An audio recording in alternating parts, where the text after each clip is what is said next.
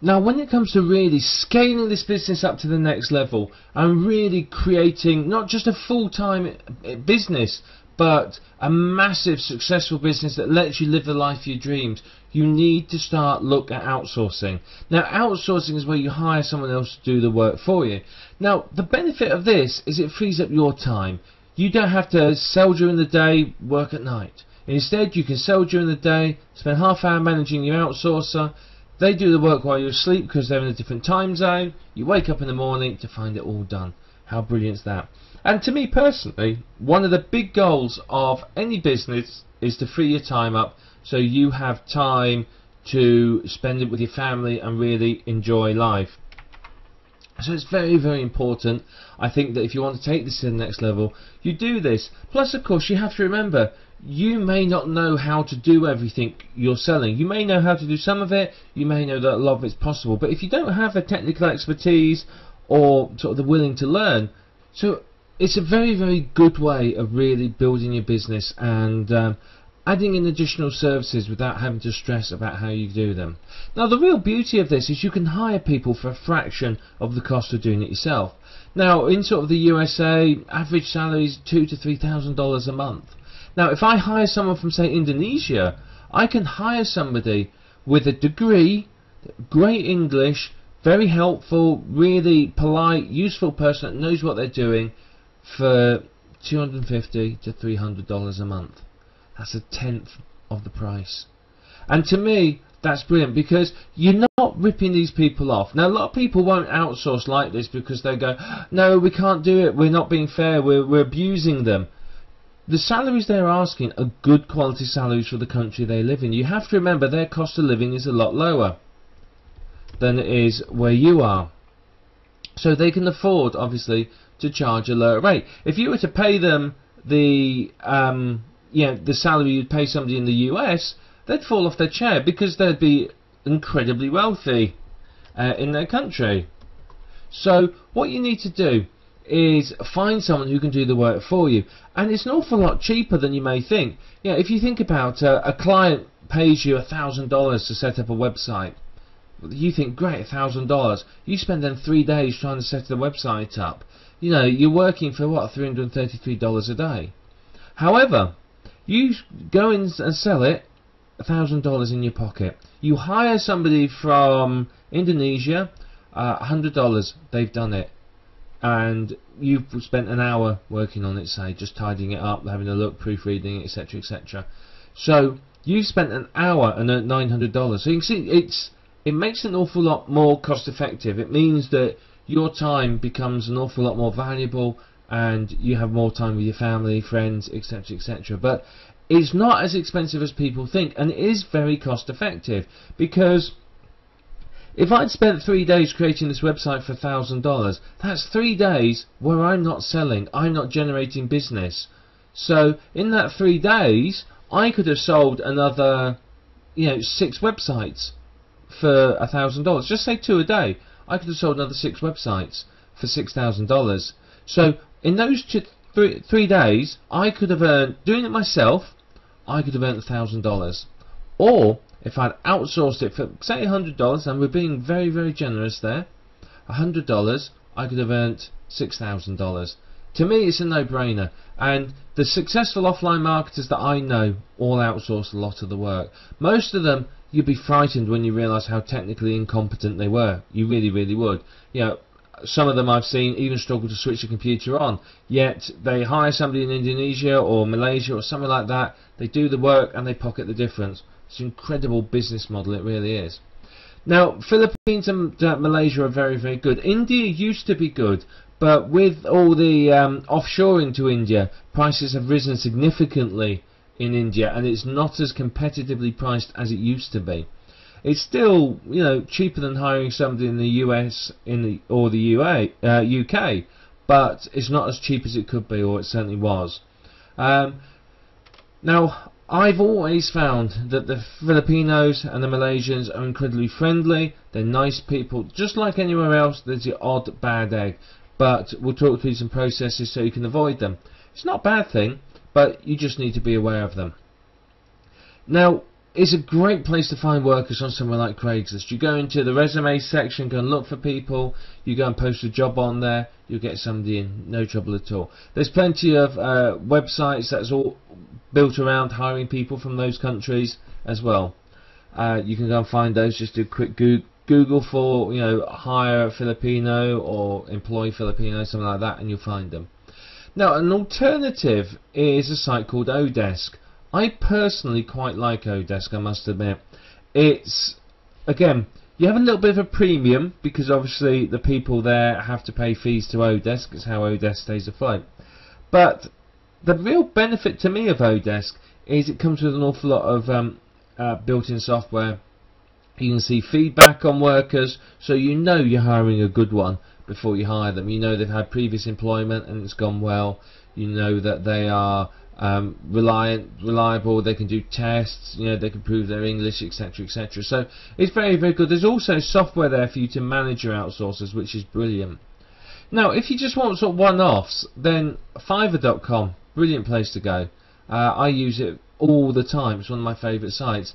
For $5 you can hire somebody to do some SEO work, some article blasts, some press releases, and so on and so forth. There's lots of things that they can do for you to help you out. So I really, really enjoy Fiverr and think that, you know, so for one-offs, if you just want somebody to do you a I don't know, someone to do you a little bit of SEO work, you hire a couple of gigs off Fiverr. It's a lot cheaper than you trying to hire somebody full-time and employing them. So it's a very, very good place to go.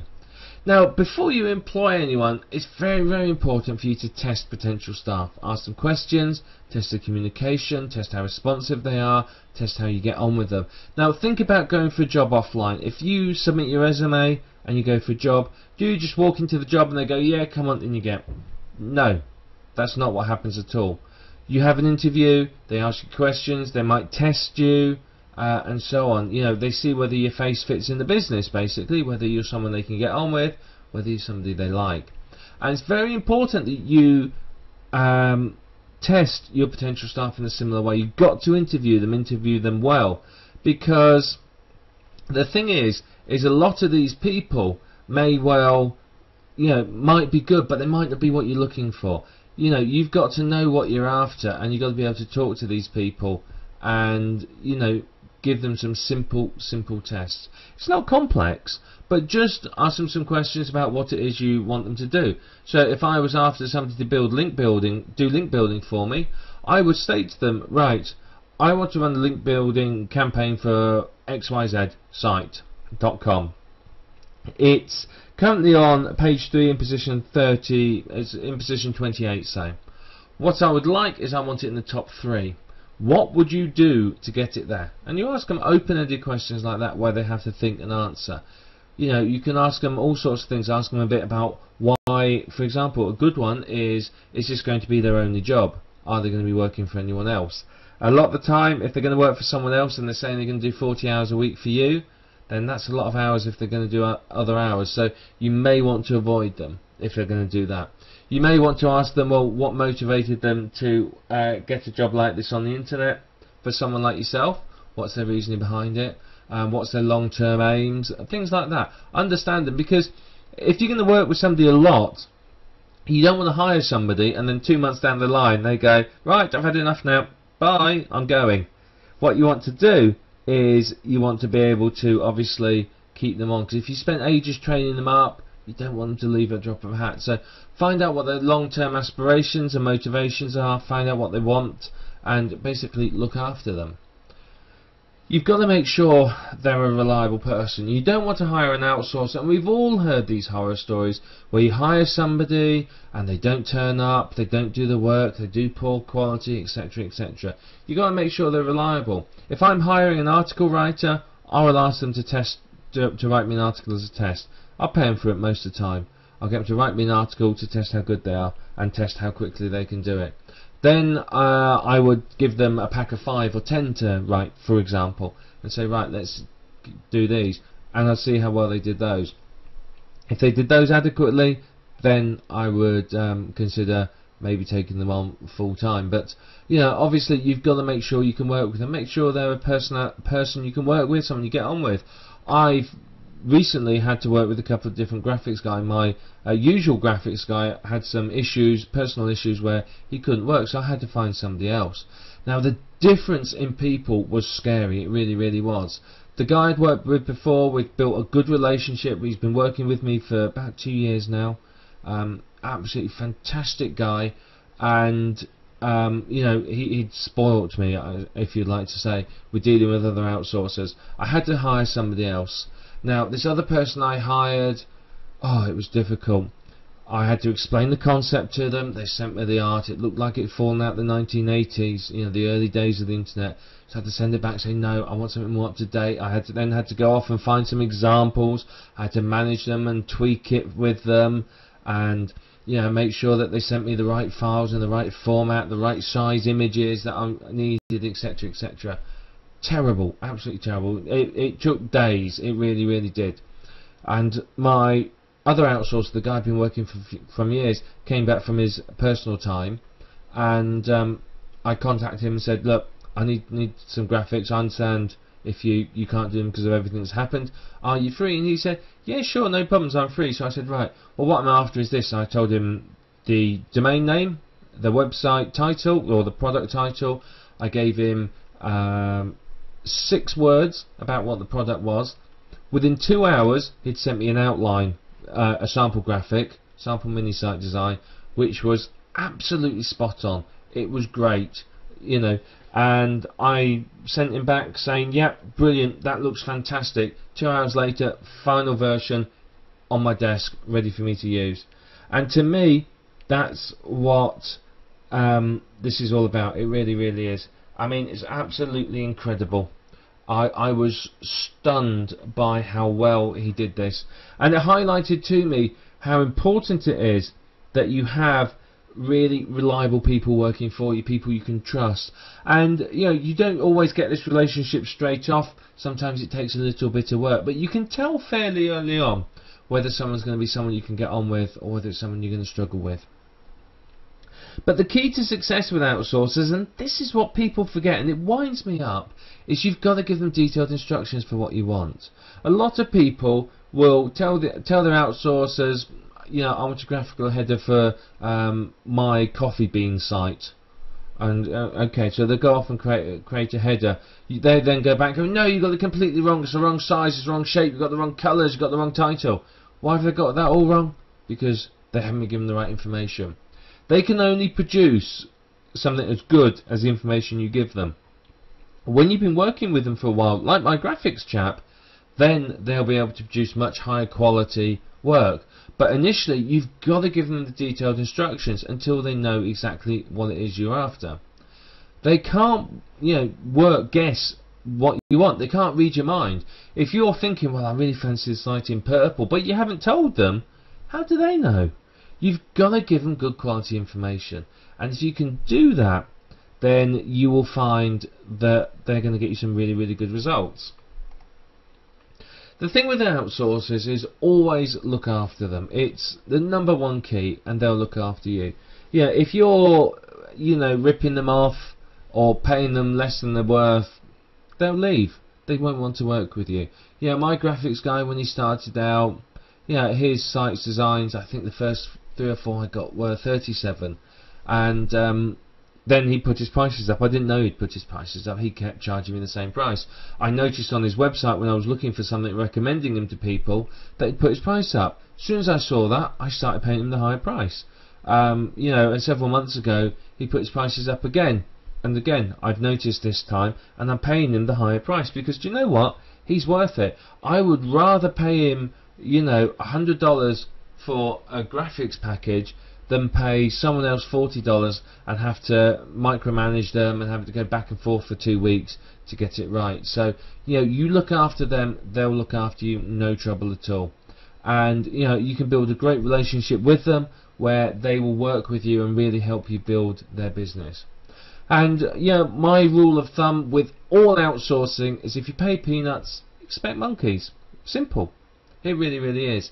You know, if I'm going off to get somebody to write an article for me, and I'm paying $1 for a 500-word article, guess what?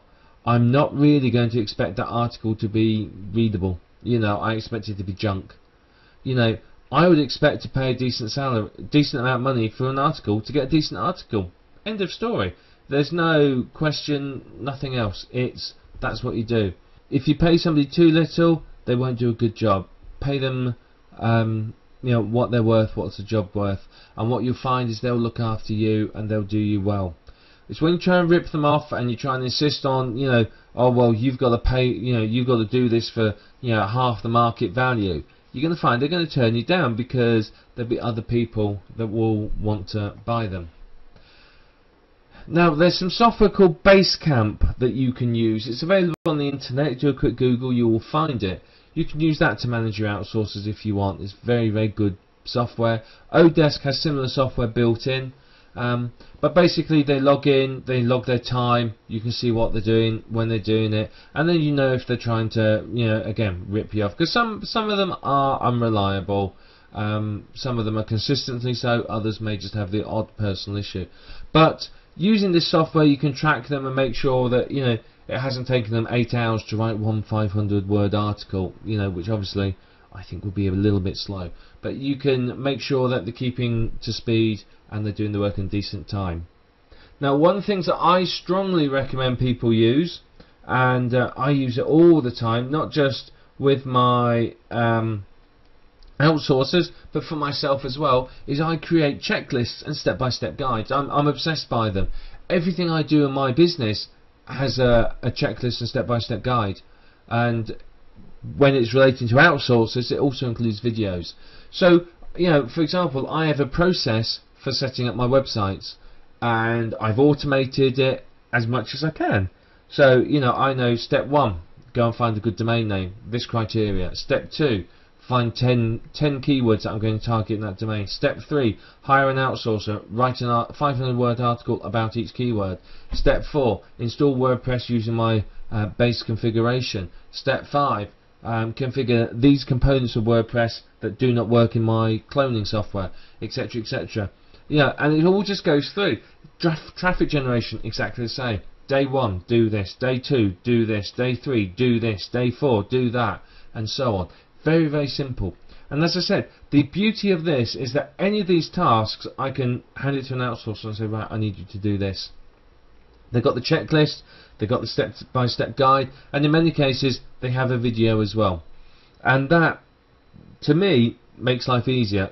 Yes, it took some work to set up, I'll admit that, but it now means that if I say, right, well, I need somebody to take care of steps 7 to 14 in my traffic generation plan, right, I'll hire this person and get them to do it, or this Fiverr gig, that Fiverr gig, and the other Fiverr gig, you know, all sorted. So create these checklists and everything else, and you will find it's going to make life an awful lot easier when it comes to working with your outsourcers. But outsourcing is a good idea. You know, you may be umming and ahhing about it, but like I said right at the beginning of this video, think about this. I could sell a website today and then spend 3 days building it, pocket $1,000. I could sell a website today, hand it to my outsourcer, and sell 2 websites a day for the next 3 days. I make $7,000 instead of $1,000. So, you know, big potential profits here for you. And honestly, yeah, if you're really serious about taking this to the next level, you've got to look at outsourcing. It's going to make a huge difference in the amount of time you have and what you can do with your business and your life.